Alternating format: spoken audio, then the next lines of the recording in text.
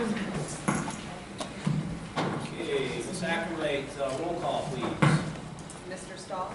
Here. Mrs. Reed? Here. Mrs. Mitchell? Here. Mr. Trombley? Here. Dr. Krebs? Here. Mr. Birchfield? Here. Okay, do we have a motion to approve tonight's agenda as submitted? Move. Support. Moved by Mr. Trombley, supported by Mr. Stahl. Any discussion? Okay, all those in favor signify by aye. Aye. Any nays? And then one abstention, so 501. 501.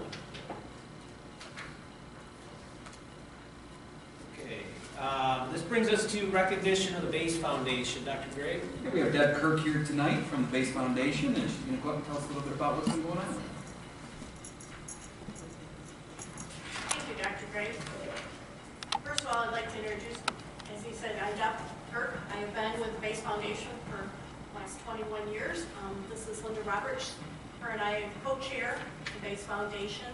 And we thought we would come tonight because we knew there were some new board members and want to introduce ourselves to you in case you didn't know who we were or what we do. The Base Foundation stands for Brighton Area Education Foundation. And while we are separate from the school district, we provide grants to teachers and staff within the Brighton area schools. And we have some new programming coming up. We were lucky enough that some of you, I believe, Andy was at, and Dr. Gray, and I believe Bill was at it as well, that Dearborn Federal Credit Union just awarded us a donation that was very lovely, and they called us last week and told us they have another donation for us because they were excited about the programming that we're going to be offering starting in March. March is Parenting Month, and so we will be having two guest speakers in. One is Dr. Pam Caskill. She'll be coming in, and she will be talking to us about strategies that every parent should know to help reduce children's anxiety and stress in school. And then later in the month, we'll be having Dr. Robert Sorensen. I don't know if some of you are familiar with him or not. He had children within our district and is known for his ability to speak nationally on children's issues, and he will be talking about how to help children self-regulate themselves and how to find places within their schools that they feel comfortable with. And we also have two programs coming up in April, again with Dr. Sorensen and Dr. Pam, and then we have two more in May coming up.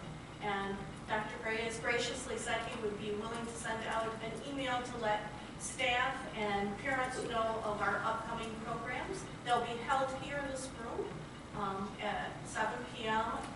on each of the dates, and they're free, open to parents or anybody within our Brighton community. And our goal is to hopefully continue that process where we'll have at least 6 speakers a year. We also have grants available to staff, and we will be passing out to the different buildings grant applications in all the teacher mailboxes for them to apply for grants. Some of the things that we have sponsored in the past is bullying seminars. We've done some on childhood diabetes and how parents can cope with that and deal with things when they're at school. We've also done ones on peer leadership. We've helped reaching higher programs, and we've given out scholarships to the high school students as well as to the bridge students. So we hope to continue. If you have questions, we do have a brand new website. We revamped our website, so if you get a chance to go to the Brighton Area Schools website, you'll see a spot for Base. Go there, and it will show you all of the new things we have up. And we hope that maybe we'll get to see you at some of our events, and we appreciate you giving us the opportunity to introduce ourselves to those of you who are new. And if you have any questions for us about what we do with Base, we'd be more than happy to answer any of those for you. Go ahead, Bill. No, I just wanted to thank you for what you do and your support that you give the district, and the things that you put on and those types of things for information. Thank you. We appreciate that. And we thank Dr. Gray for being willing to be so supportive to us and help us on our mission of helping kids lead better lives, because our whole purpose is to help youth advocate for the building of a better tomorrow. So thank you so much for your time. We appreciate it. Thank you, Deb. Thank you. Thank you, Linda.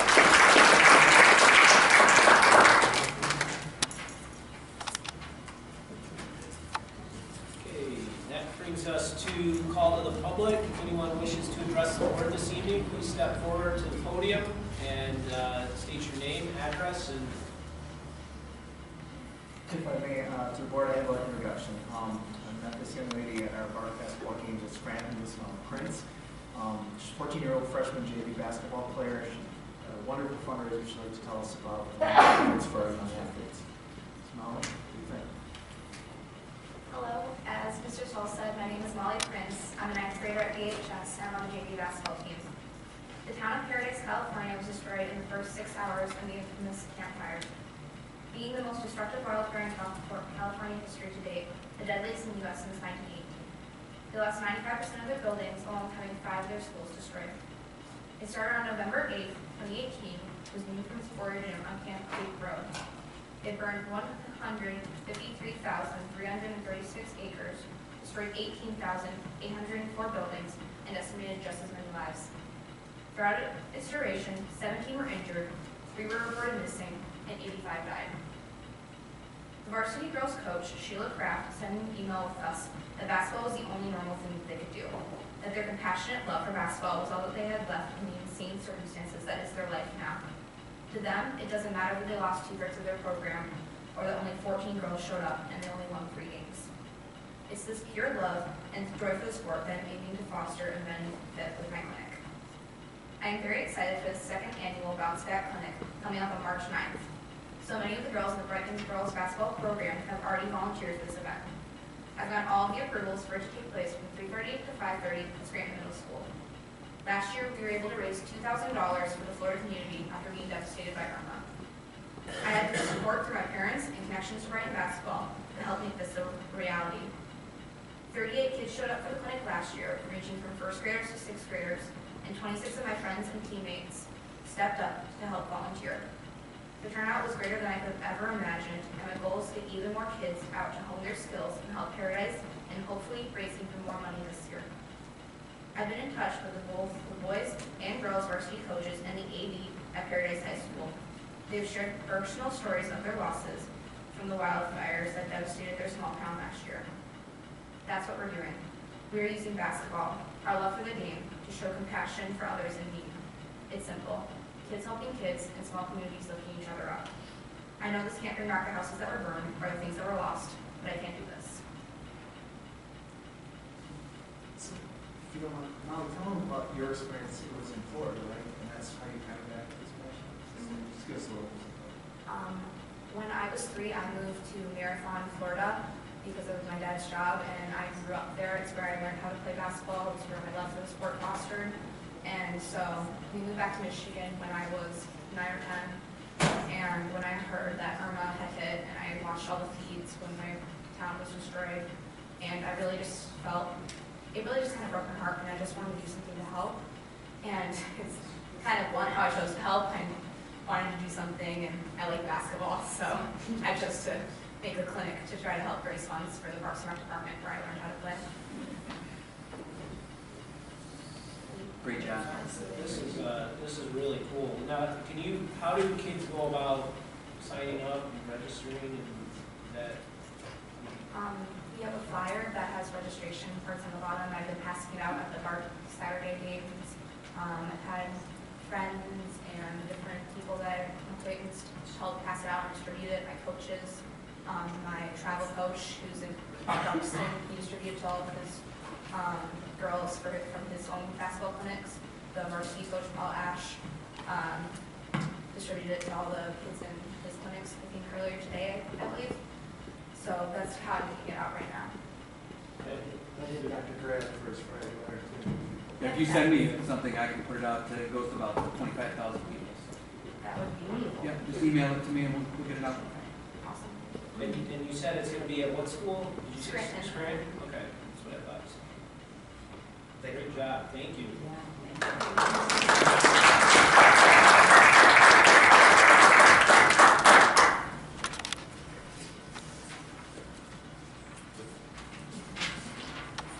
Does anybody else wish to address the board this evening and call to the public?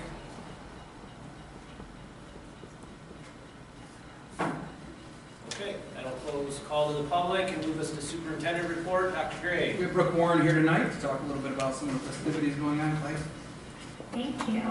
As always, there's a lot going on at BHS, but this week, our Start Week was supposed to be last week, but because of all the snow days, it's this week, and it's dedicated to respecting our differences and admiring one another, and creating a welcoming and safe environment in our school. Project Unify won big this weekend. All 3 of our teams got first place at Western Michigan University. So that was really awesome for them. But they have another game this Wednesday at 7 p.m. if you would like to join them. And also with that, we have some new members at BHS that I thought you guys might want to hear about.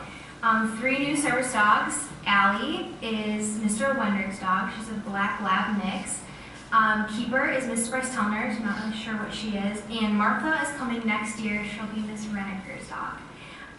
So if you see them around the school, they're really cute. As far as this week as well, we have junior versus senior volleyball game this Thursday night at 7 p.m. if you would like to join us for that.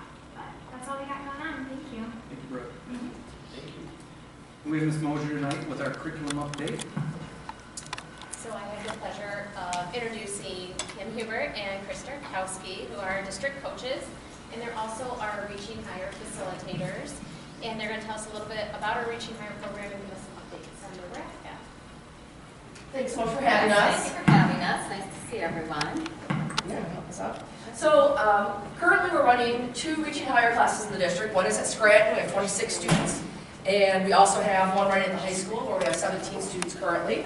So we're actually not going to tell you all about it right now. Instead, we're going to let you take a look at some of the artifacts we have from Reaching Higher, and that will help you kind of think about what Reaching Higher might be. So go ahead, take a look at your artifacts, maybe like 45 seconds. See what you think. What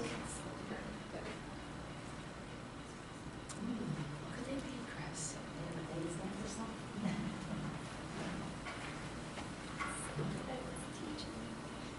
Okay. So we're gonna have each of you tell us what artifact you have. So we'll start. Let's see who's the first one. Yes. I have a paintbrush. Oh, have you heard about the paintbrush Reaching Higher before? I have not. So in our first session of Reaching Higher, we talk about that when we're out with people and in the world, sometimes we cover ourselves with coats of paint to kind of protect ourselves from being vulnerable and showing our true colors.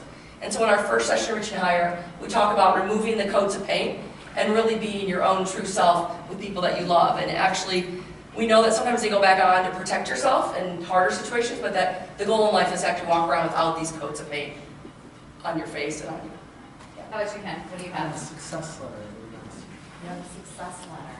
So at the end of our Reaching Higher sessions, there's 8 sessions in total. And at the end of going through all of the sessions, the students write a reflection letter about what they've learned in the process of being a part of Reaching Higher. And then at our celebration ceremony, they read, they come up and their parents are invited, grandparents, they can bring whomever they'd like. There's a dinner and we celebrate their graduation and they read their letter and then we sing praises on each of the students that are involved. And it's amazing how their families they're sobbing, first of all, because they cannot believe the words that are being spoken by their children about their growth that they've made as human beings and as leaders. And then the students are just so beaming with pride because they've shared this very personal thing about themselves with the people they love most. So it's a really touching ceremony. So that's what the ending letter is about. Angela, or Dr. Krebs. I have a schedule of 9 sessions. Yes. So as Chris said, there's 8 sessions. It starts with knowing that you're a miracle, remembering who you really are. Our next session will be goal setting. We deal with stress, limiting beliefs, and then also positive life choices, and then making change within your own community.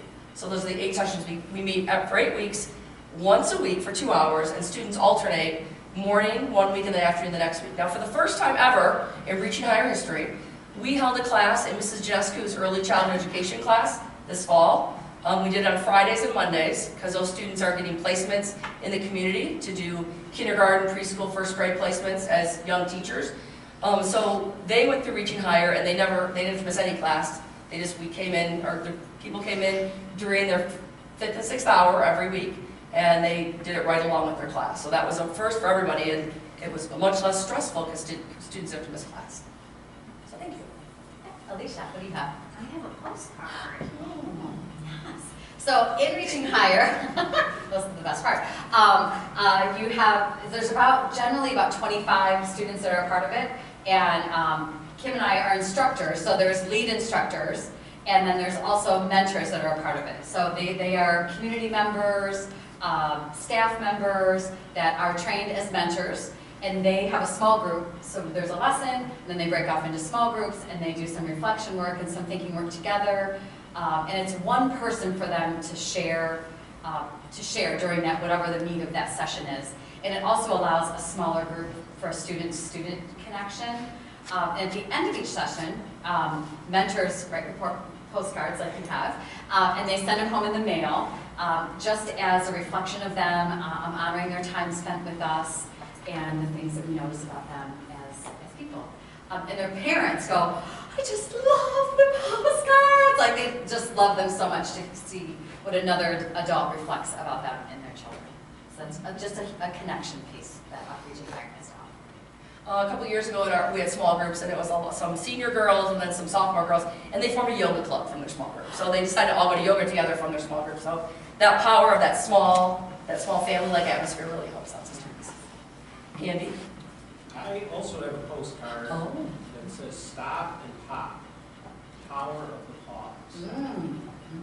In Reaching Higher, we talk about responding, not reacting to things. And so with all of us in life, when something happens to you, instead of jumping right in there and reacting, it's the idea of stopping, popping, which is like pausing, and then responding to whatever's happened to you. And that might take a minute. Sometimes it's a 24-hour time period to cool off, but it's a really powerful tool. So the class has lots of tools. We wear tool belts in the class. The paintbrush is one of our tools. Stop and pop is also a tool you use in life to make sure that you're successful and that you're handling your relationships well with other people. So it's a coping strategy that they've done. How about you, Bill? What do you have? So I have a card with the positive life choices on it. This is one of our sessions that can offer guest speaker opportunities for people who have experienced life where they maybe were not making positive choices in their life, and they share their journey with the group about how positive life choices have changed their life for the better. So it's yet another coping strategy that we go through about how that it is possible, it's never impossible to change the choices that you're making for yourself, and then how making those positive choices can change your life forever.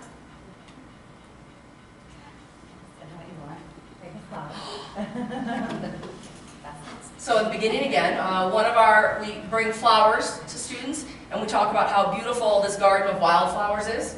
And that's a recent addition as our plush flowers.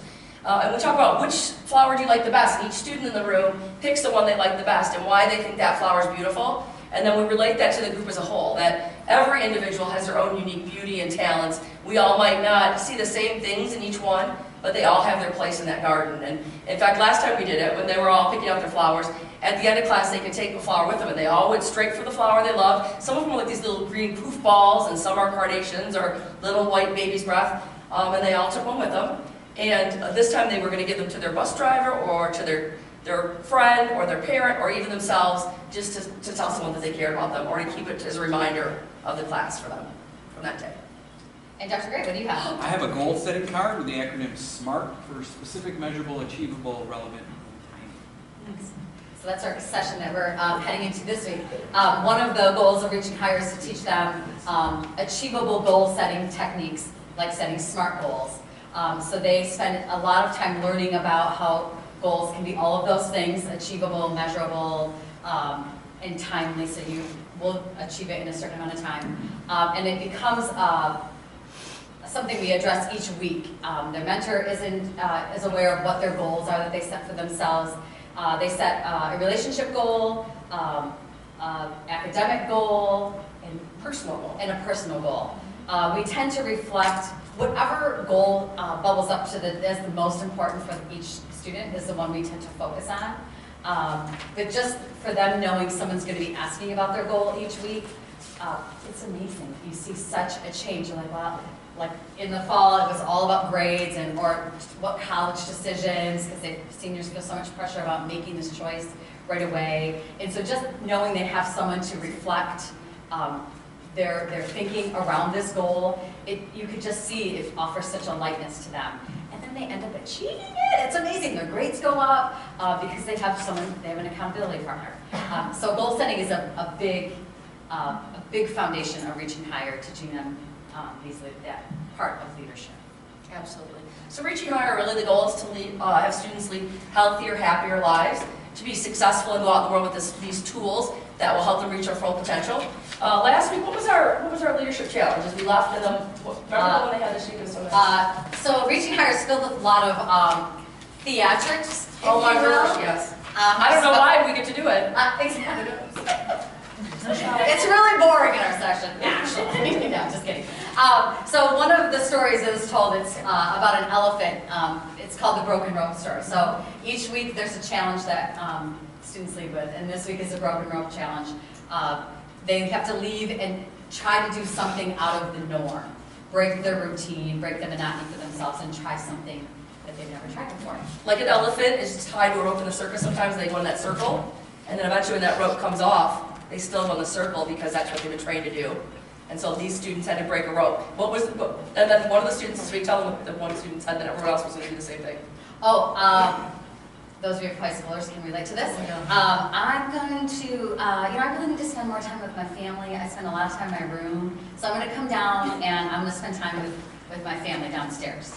And they're like, oh yeah, that's a good one. I'm going to do that. 5 of them, we're going to do that too. Yeah. So you're welcome. Which was great. Yeah, that was a good idea. Yeah. So we have some student testimonials that are on part of the Reaching Higher website. So we'll just spend a few minutes so you can hear the impact that it's had on students' lives. There's some local celebrities in this video as well.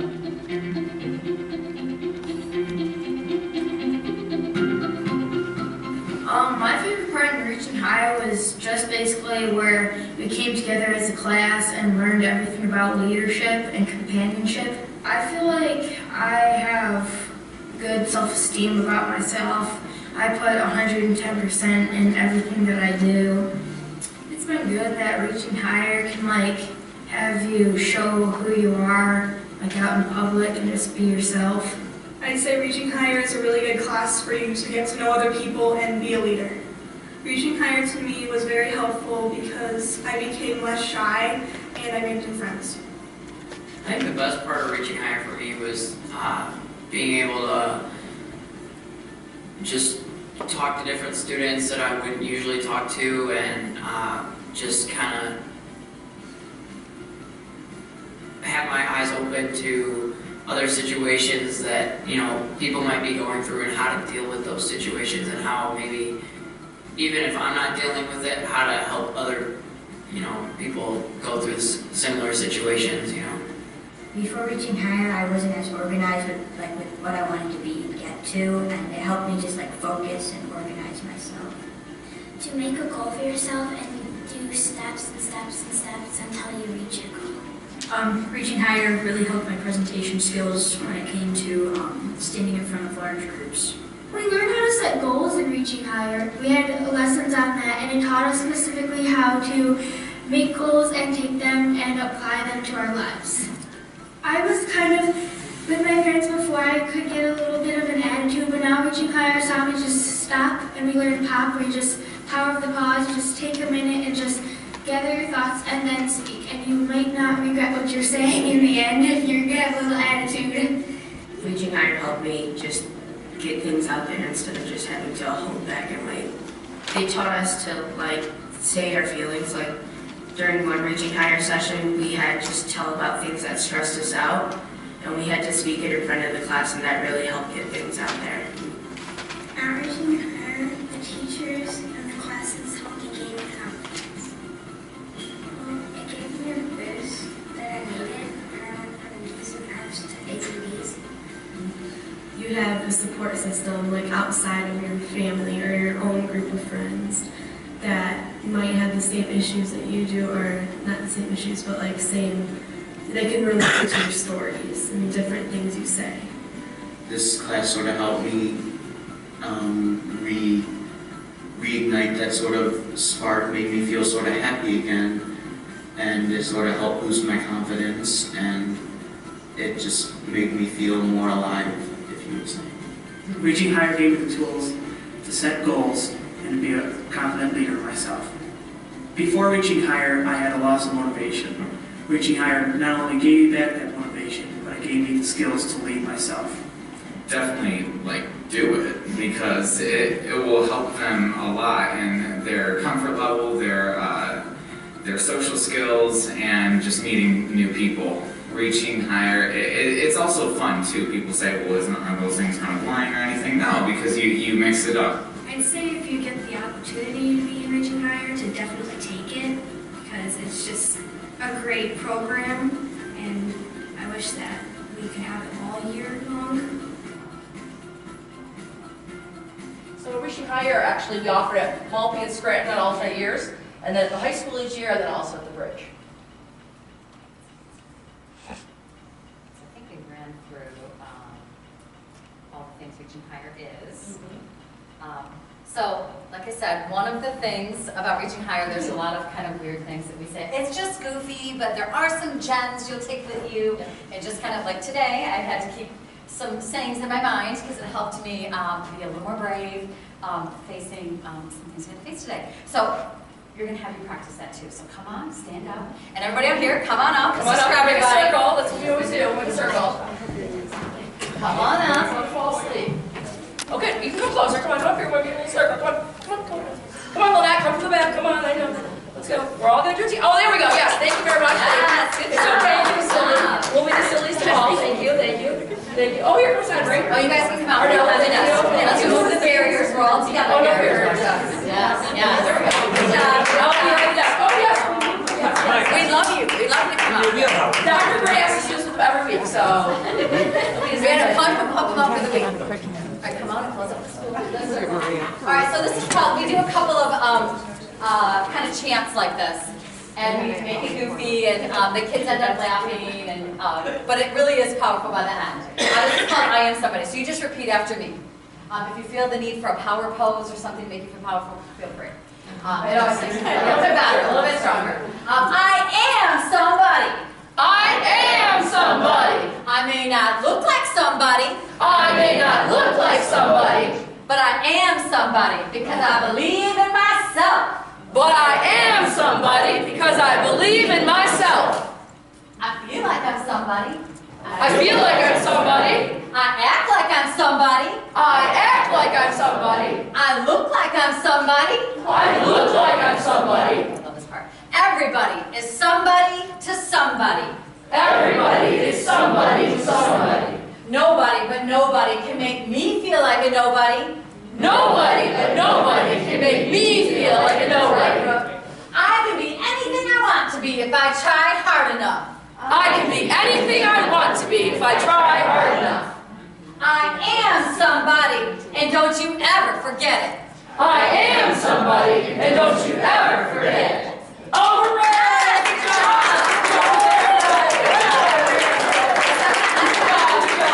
Good job! Well, that was fun, wasn't it? So much fun. Now you're We'll leave you a copy of this in case you bust it out. Hey, Mom. Any questions about Reaching Higher before we? And we have how to get involved postcards, so if you're interested, we'll have these. And So how did the student chosen? How are students chosen? So they're chosen by adults in the building recommend them, school counselors recommend them, parents sometimes call and ask the counseling department, can my child be in Reaching Higher? Yep. And sometimes they do come. Some feel overwhelmed by the new class, so they might miss part of sessions or choose to say it's not for them because it's too stressful in this class. So at the high school, Mrs. Nelson tries to wrangle the teachers recommend students. Same thing at Scranton. In fact, the counselors went around and talked about all the small groups they do during the year. And they said that Reaching Higher is available so students actually could check off in their Google form that they're interested. And all it's the same process. Also, it's been in the Friday 11 the last couple weeks. And if you would like your child involved in the future, you just email one of us. And that's happened about 6 times in the last couple weeks. So we just add them to the list for when we have the next session. So if you email, and does the student get a chance to say yes or no? Absolutely. So we send them the packet, they talk it over with their parents. Absolutely. Got it. Yep. Okay. Thank you. Thanks for having us. Great job. Oh, thank you. Certainly makes it an interactive We're hired. We have other chances too. They're like every single day. It's what learning should look like every single day. Absolutely. We're glad that the partnership. Okay. Dr. Gray, did you have anything else under? Nope, that's it. Okay. That moves us into 4 actions. So item A, regular meeting minutes of January 28, 2019. Do we have a motion to approve? It's going to be February 11th minutes, it should be. Oh, Yeah, okay. sorry about that.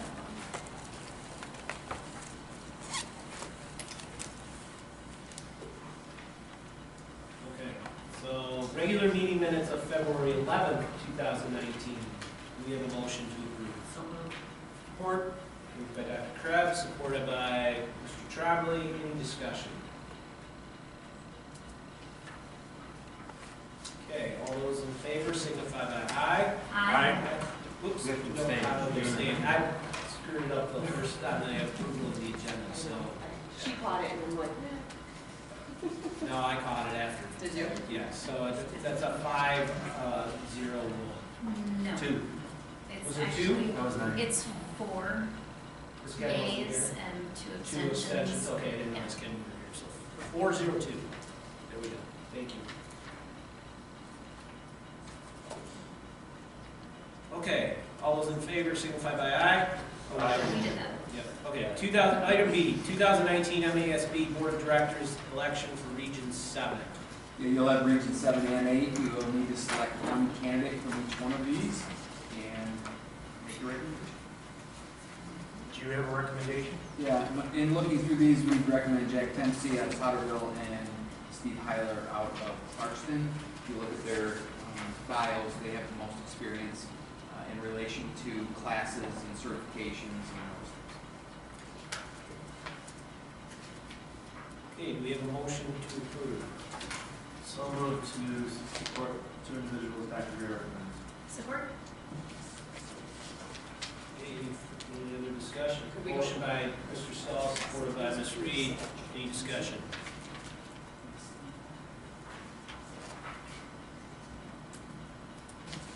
Okay, all those in favor of supporting Mr. Tempsey out of Potterville for our Region 7 and Mr. Heyer out of Clarkston for our Group 5. All those in favor signify by aye. Aye. Any nays? That passes 6-0. That moves us to item D, donation. So I guess we hit both of those at the same. You did. Fine.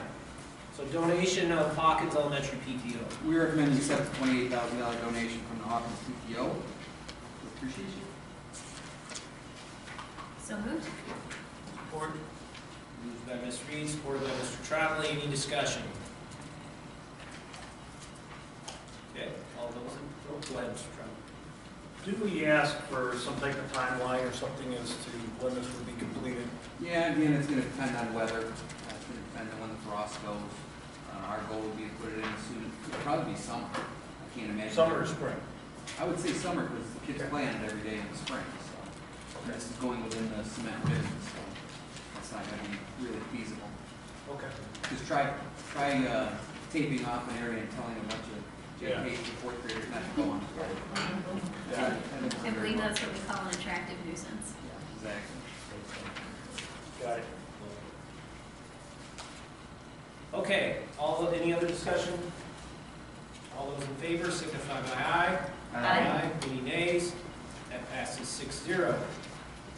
Brings us to item E, certified staff retirement. Dr. Gray. We recommend you accept the resignation retirement of Jeff Ottoman, 16.5 years service to the district at the high school level. With letters of Do we have a motion to approve? So moved. Moved by Mr. Stahl, Support. supported by Ms. Mitchell. Any discussion? Okay, all those in favor signify by aye. Aye. Any nays? Passes 6-0. That will conclude the 4 action items for this evening, and that moves us into for future action. Item A, multi-spring matter donation. Sticking with the theme of donations, we recommend you accept the donation in a couple of weeks to Maltby of $1,200 from the Spring Matter Fund, and this $1,200 would be going to what? Greenhouse, I'm sorry, the greenhouse. The letters attached. When you drive by Maltby, you can see the greenhouse in the front. There hasn't been much money put in that in quite a while, so we have some interest and we're going to move forward with that if you guys. So this would be tied to curriculum? Yes, absolutely. And if you look at the bottom, Peter Jork, Sarah teaches for us. At that building, I believe, correct? Yes. Well, no, she's a coach. She's a coach. She's a coach. She goes there one day. Yeah. Okay. Yeah. You would remember from there. Yeah. Okay, any other discussion, questions? All right, that moves us to item B, student nutrition donation. Dr. Gray. Again, in a couple of weeks, we'll ask you to accept the donation of $2,000 from the United Dairy Industry to go towards smoothie equipment for making healthy smoothies. Like the cappuccino machine. Is Same it thing, right? Cheetos, not healthy. Is it equipment or supplies? Smoothie. Is it equipment? Is it Uh, like base equipment? or- Yeah, smoothie equipment that supports increased average daily meals. So it'd be equipment. And supplies to make. That's not just the equipment. Wasn't there something about they were going to sell these things for like $2 or something? Didn't I read something about that? Yeah. Yeah, the United Dairy Industry has given us lots of different things over the years. They've been very supportive. They're a huge part of our food service program. This is just another avenue for them to continue to try to push healthy alternatives. We do have a smoothie maker at the high school level now, and we'll continue to supplement throughout the system as we go. Is that where this one's going? Or where's this one going? Sure. I think it's high school. That's the address on it. Yeah. Yeah, it's 7878 Brighton Road, yes. Okay. I'll clarify that before you vote on it. Any other discussion? All right, item C, overseas field trip. Dr. Gray. This comes to you quite often. Again, extensive paperwork is attached. It's recommended, we recommended that the board approve the trip to France 2020, commemorating as proposed by high school French teacher Jean-Marie Mott. 9-day trip, immerse students in the language, cultural sites in France, including Paris, Versailles, the Alps, and the Riviera. Again, a wonderful trip. I thumbed through the paperwork today. Again, if there are kids that struggle with this, we will create different opportunities for them to generate that revenue or that money to be able to go. So no bills in this.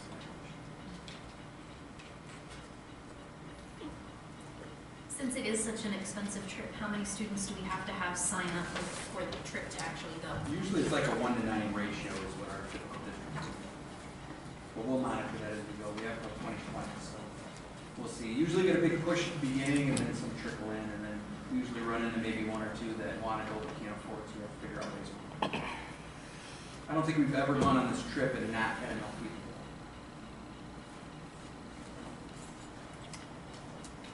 Any questions, discussion? Item D, DHS robotics donation.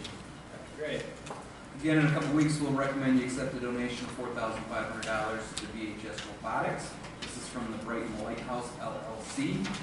Interesting, as we get closer to the end of the year, I know they had to bag their robot, which means they can't touch it anymore until the competition, but they have been putting on some other demonstrations because they built 2 so they could still practice on the other robots. So I was in there the other day doing a testimonial on for a film to try to get him an award. So hopefully that pans out, and the complexity of the robot was incredible. So I can tell you all this money that you're accepting is going directly to good things, going to great kids, wonderful mentors, and it's a program that we can really get behind and proud of.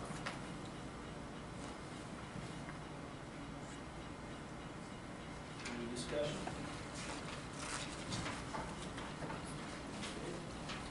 Item E, procurement policy 6325. Yes, good evening, board. You have in your packet an update to the federal funds purchasing policy number 6325. We took the existing policy and just bolded the changes, added the added information that's required by our governing bodies. There were 2 selections as well, if you look through the paperwork. And what we chose matches the district's purchasing policy and the state law as far as sealed bids and your bid in your price quote threshold.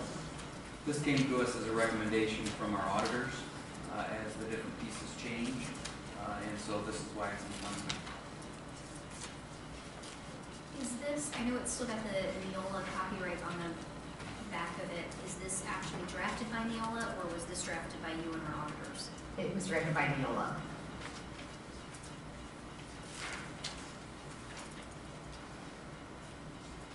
How did we convince them to give us a good red line?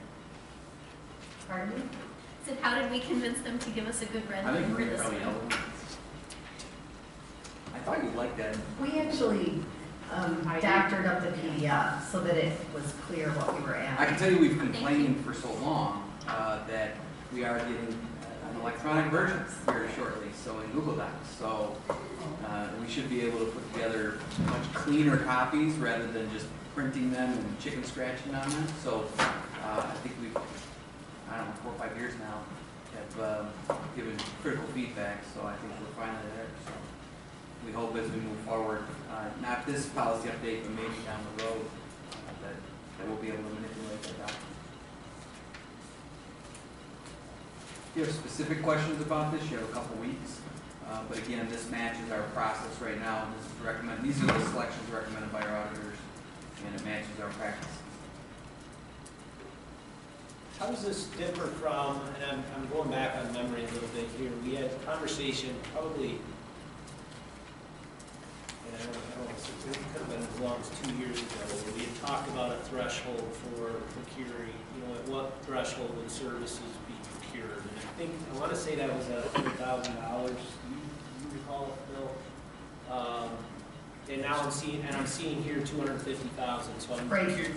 So this is only for federal funds, which the district gets about $290,000 of federal funds, and $390,000 in the food service for free and reduced lunch.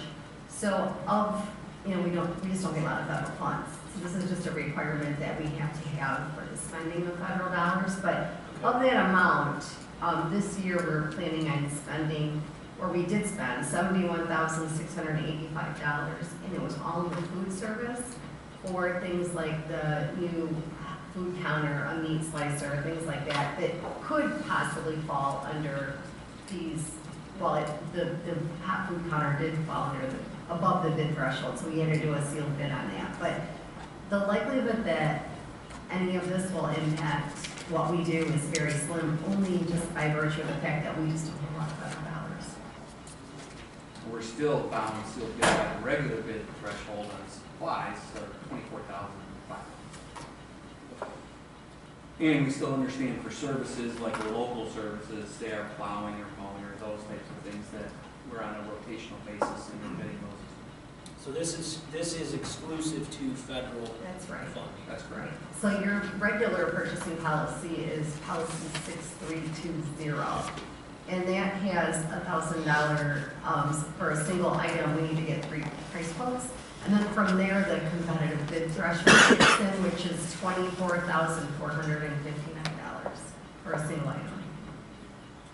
Okay. And then services was at another threshold, I believe. Is that when we were at the 100? I believe that. thank you for, That's why it came to you from the auditors, because the federal dollars are there. good. Anyone else have anything?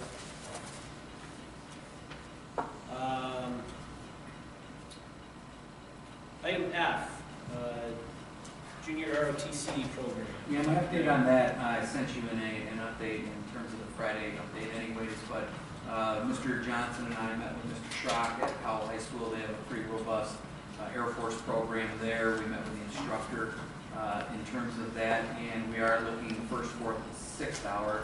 They have 7, but it aligns with our 6, to open slots, almost like a CTE consortium type program for next year.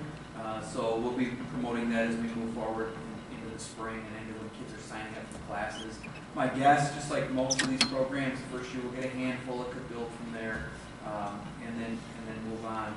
We're also, I talked with Ms. Mosier in the last probably week, I think it was last week sometime, and we're continuing to work on the actual application for the one. The only clarifying piece that we need from that application, we haven't been able to figure it out yet, is if we send in the application, are we absolutely required, if they approve it, to run the program? Because that would have some long-term ramifications for space and those types of things. So once we have that clarification, we can figure out what we want to do with that document. But a lot of credit to Mr. Johnson, Mr. Schrock at Howell High School. They're really the guys that put together the opportunity for us to look at this as a consortium class. And I think out of the gate, it will really serve or fulfill a need that we might have. Could this be for students at any grade level or only 9 through 12. 9 through 12. So that's one of the things that we need to talk about is right now they offer singletons. So it's a 1 hour class, 1 hour class, 1 hour class. Down the road, we'll have to talk about, more than 1 hour, 2 hour class, something like that. Because any consortium class is the most successful when you have 2 hours, because then you can build in travel time.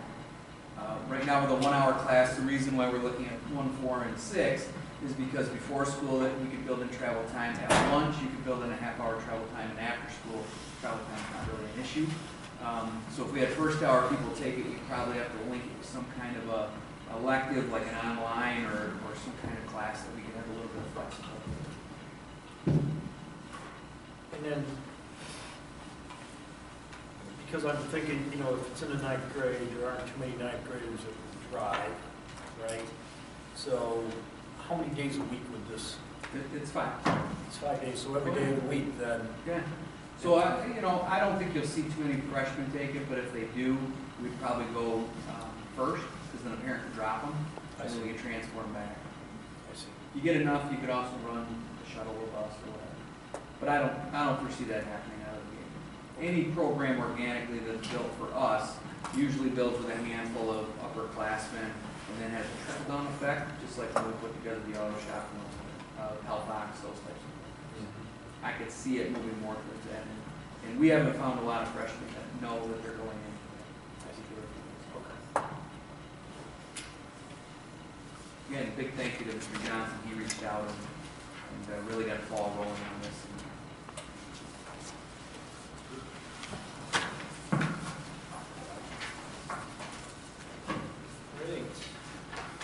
That closes for future action items and moves us into board committee reports, Board of Ed bulletins. The first item is second call to the public.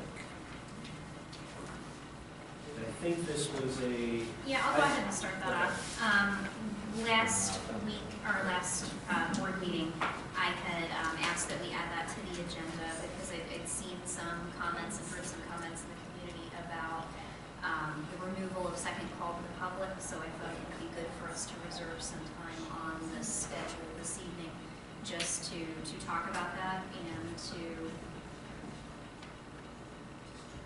share what our thought was in making that change to the board agenda, and maybe set a time frame for us to consider whether the experiment worked or not. Well, wasn't that last week's meeting, but we read that there was no first call public? Is that no one came to it? No one came, yeah. So I guess I've heard discussed with most people listening tonight. I still kind of feel, and I like when people come and talk to us, but I do think that the idea of eliminating the second eliminates a lot of knee jerk, if you will. We talked about that pop thing here tonight. Gives you a chance to talk to us either by email or call us individually and get some information if they want it.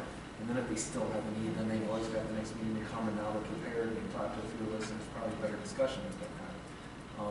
That's the reason I support the elimination, because I do feel there's an awful lot of it. It's a knee jerk, heard something they didn't necessarily like, and maybe they don't really have a full understanding of it. We can't have that discussion at that time anyway, so we can't really offer that. This gives them a chance to contact us individually or as a group, Dr. Gray or whoever it is that they need to talk to get some answers, and maybe it's a new issue, or maybe they have more concerns, and then they can bring it to us the next time. That was my reason for supporting it. Any thoughts? I voted to eliminate it, only because I voted to have it on for the second go around, and one half dozen the other, but I have a tendency to agree with Ken on this, and the fact that it's probably more from something that happened in a meeting or something that someone would get up and be concerned over, compared to a topic that that we bring them to the next meeting, to the next call to the public first, instead of getting up after a meeting or something like this that happened during the meeting without a period of time there that they would have time to think about it longer before they did something. So that'd be my rationale with it. I agree. I know I've heard comments too about that the board doesn't feel like the public's or their comments are important enough to have a second call to the public. But I mean, there's so many more people at the beginning of the meeting that are here that would be interested in hearing comments when people come up to the podium. And I think it's important for people to hear at the beginning of the meeting to address that. So I still feel the same way when we're moving up to the second call to the public. So I understand what everyone is saying here, and I originally had supported that, and part of us having this discussion now is to get it onto the record as to why we made this decision, because originally we had done this at the board workshop, and nobody, even though it's an open meeting, nobody else attended the board, nobody else was at the board workshop, so it looked like it, unfairly, it looked like it had been done in private, and it's kind of making it more public that this is what's happening. My only reason I think for keeping it would be that in the past, how many people actually speak at the second call? I mean, there's very few people. So in terms of time, you don't have a lot of responses. If the public kind of community feels it needs to more transparency, that they can speak more freely, then I might tend to think that it doesn't hurt to have it on.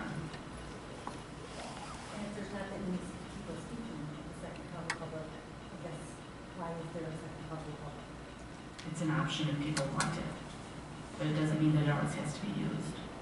Kind of like the first call to the public, there's a lot of times we don't have anybody at the first call either. That's just kind of what Ken was saying. I've heard some people talking about it, so I just wanted us to talk about it a little bit more. The interesting thing, and at least the email that I read, the person that came from, out of all the meetings they've attended, or said they've attended, I don't know, I don't see them here complaining about the second call to the public. So. Well, I think the fact that somebody reached out and brought it to the attention of the community, I think was important. And I think that, it's important that the community feel that they have a voice, and we're obviously all elected officials at their behalf and looking out for what's in the best interest of the school district.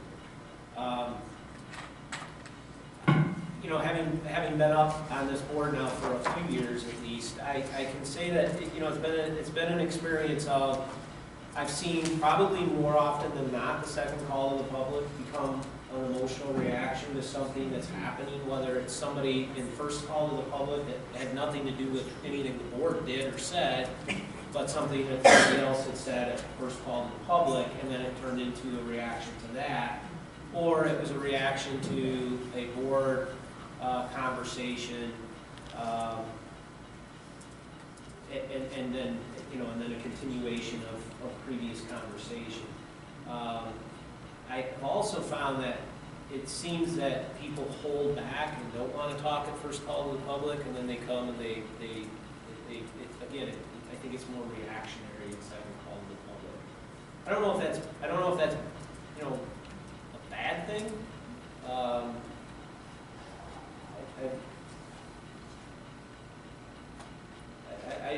I guess I'm somewhat indifferent on it from the standpoint of if people feel like it's going to be a benefit to them to be able to come and have another say, then great. But I think also it speaks volumes that we heard from one person in the community that was not pleased with that decision, and maybe a couple of other people I think chimed in on social media. But for all intents and purposes, it was pretty much it remained pretty quiet. So. I don't know if it's something that we, continue forward with the position we're in right now with not having it on, and then if others after this conversation feel like they want to make contact with us as a board and voice their opinions, perhaps. Can we maybe keep it as it is for now, and then in a couple meetings revisit it, or maybe? Well, at some point revisit it and see if we've heard from other people. If nobody has said anything, then I don't think it's a problem. When do we move on with the fact, I agree with you. I think you get to the fact that, maybe people thought, since they weren't here, that it was done, not transparent or anything, but we discussed and that kind of thing. And it doesn't take a vote, right? It's merely a consensus that we agree. It's not a voting type motion or anything that's involved. So how long do you continue it? And you keep going all year, and then if someone wants to come to the public or make an issue about it, then we let them, or we say now for the next year or the next 6 months or something, there's no call to the public, and then revisit in 6 months. I don't know. We're just trying to put some parameters around it so everybody knows what the steps will be. I think it's a good idea for us to constantly assess and reassess whether what we're doing up here is fulfilling our jobs and fulfilling the expectations and the needs of the community. So I think that's a great idea for us to keep this in our heads as board members, see what additional feedback we receive from the community after we've had this more public discussion, and revisit it in a couple of months and see, do we still think this is the right way to run the meeting? Have we seen anything that indicates there's a different way to run the meeting? Maybe one call to the public is a good idea, but maybe it should be at the end instead of at the beginning. Maybe it's working great having it at the beginning. As a board member, for myself, I think having it at the beginning reminds me that I need to be very upfront with the folks setting the agenda.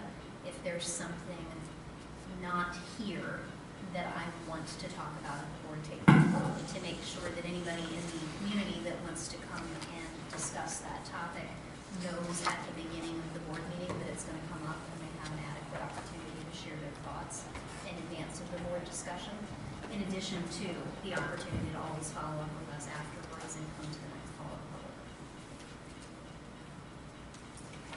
So there's one meeting left. There's one meeting in March, right? Because it's spring break. Revisit the second meeting in April, or first meeting in May, or what's your? I would suggest May. Give it some good time First to see meeting in how May? it works. Unless we get a flood Something of else in May. messages in the Okay. meantime. I think that's fair, and I think that's giving people an opportunity to provide feedback and input. And certainly, I think it's important that people know in the community as well that every single one of us are approachable. Email, phone call, we're out and about in the community, so I don't want to suggest that we're not available either. Okay, so let's put it on for the first meeting in May again in the same board committee reports. another touch base at that point. That sound good?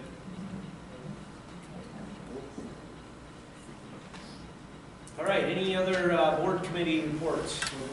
This report, the 5th is our next facilities meeting. It's, Dr. Gray, I think that is your original invite, and it says 5 o'clock, and we've changed it to 6. Could you maybe add that? So we'll have it at 6 o'clock. Looks a little better. Did Yes. the calendar invites go out on that? Yes. Not since you were added, they haven't. They're all. I'll redo it tomorrow. Because I haven't seen it. I'll redo it. All right, thank you. Are they all going to be at 6 o'clock now? Not at 5? Yeah, we're gonna do 6. It's easier for all of us to get Okay. together that way. All right, I'll change the website too. Thank you.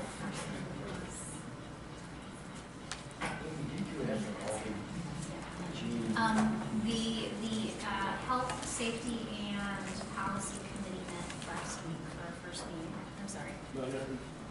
No, my only point was I thought at one of the prior meetings when we established it, you had asked to have all of the meetings for all the committees be put out on a calendar. Yeah, I think we were going to post them, right? Yeah. Or to be sent out or whatever. Or to post it, were we going to post it where, in the same place on the website where we put the committee members? So I did post the meetings that were given to me. I don't have it right in front of me, but I know that I did post the facility meetings. I'm trying to think. I don't think Roger got back to me on what committees, times or dates that was agreed to. So if anybody wants to share anything with me that they would like on the webpage, I can get it I on think there. for, we are having issues finalizing our first meeting for the finance Is it? I think that's committee. it. Okay. But I think we're leaning towards first Monday at 6. First Monday of the month at The 6. first Monday of the month? We'll meet. Okay. And then for health, safety, and policy, we're meeting third Monday of the month. And then what time are you guys meeting? We're meeting at 6 p.m. at the high school. Both meetings? It's certainly for the health and safety. I do not know the location that Roger was going to pick for the finance committee. We thought with him.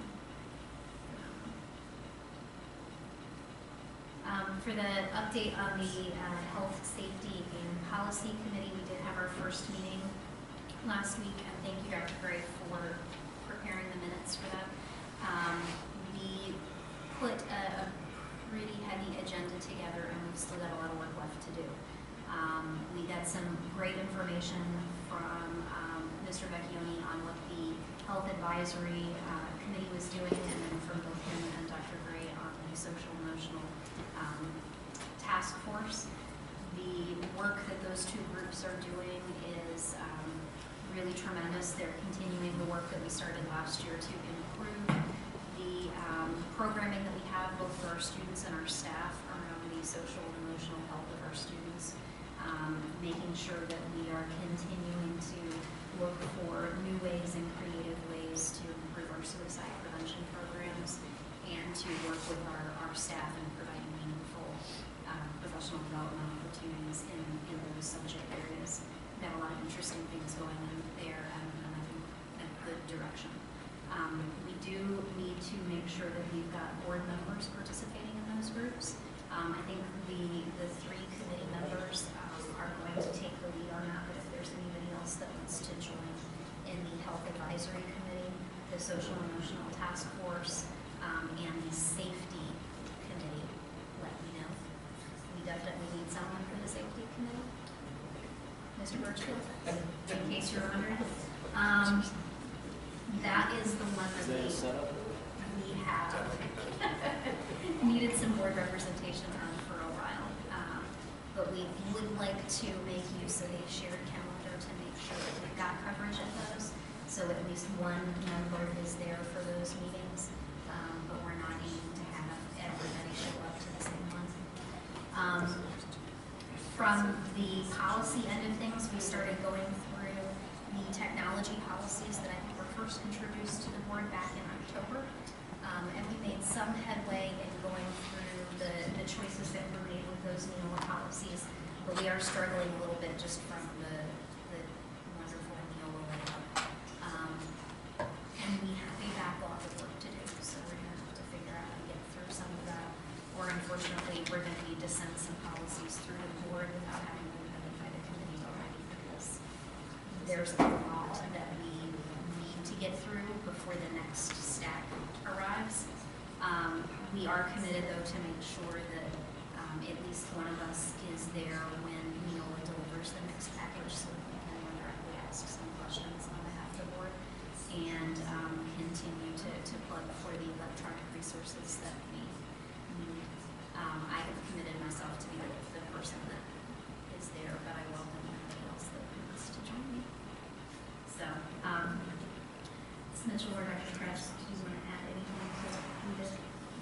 All right. Star, where do we want to keep the minutes? Are we going to keep those on the website? Is that what we've decided? I typed it. Oh, right. Okay, yep. Okay. Yep. That's what we talked about. I still continue to think that's a good idea. So everybody knows what we're up to. So, okay. Thank you. Just for clarification, then, all the meetings are posted under the committee on the website? The ones that, yes, that I was given dates for and times. Okay.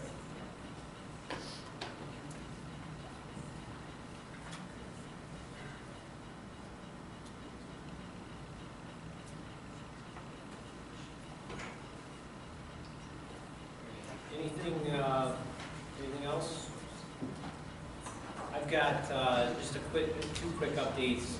Dr. Gray gave me a call late last week, and he's working on some dates for this summer to do tabletop exercises, scenario-based exercises in the schools with district staff, and I've offered to help in that capacity, both from a development standpoint as well as from a facilitation. So more to come on that, but it looks like we're moving ahead to do something this summer from an emergency preparedness standpoint, which would be good.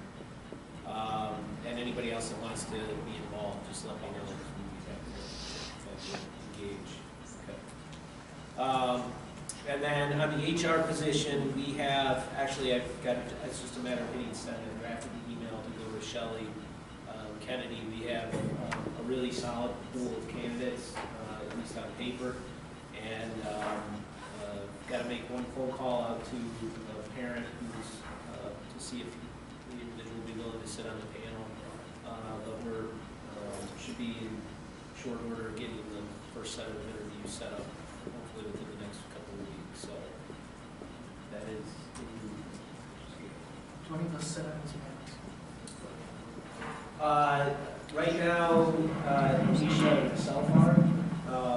We can adjust and calibrate, however, if there's interest, so let us know. Okay. Yeah, just shoot me an email if there's interest. Okay. Anything else? One thing. Are we having a board workshop on Wednesday, March 13th? Are we still, yes? Okay, I just want to make sure. Right? Yes. Yeah, so we may want to announce that. Okay. Oh, you know what? Yeah, because it aligns right up in that same week.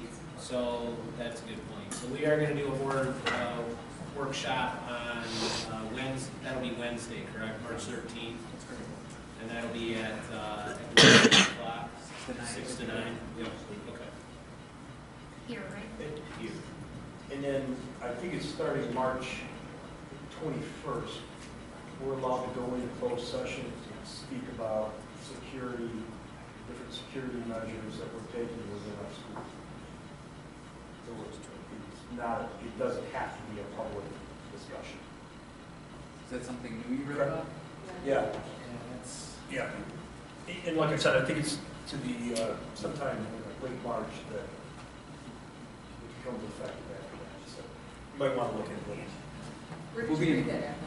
What's that? Where did you read that MASB. Came out on your board. All right. We'll be going in closed session. Was it like March? I think you're right. Towards the end of March. Okay. Yeah, if we can get a little bit more detail on that, that might be helpful. Yeah. Okay. What is permissible, what's not permissible. Okay. Good.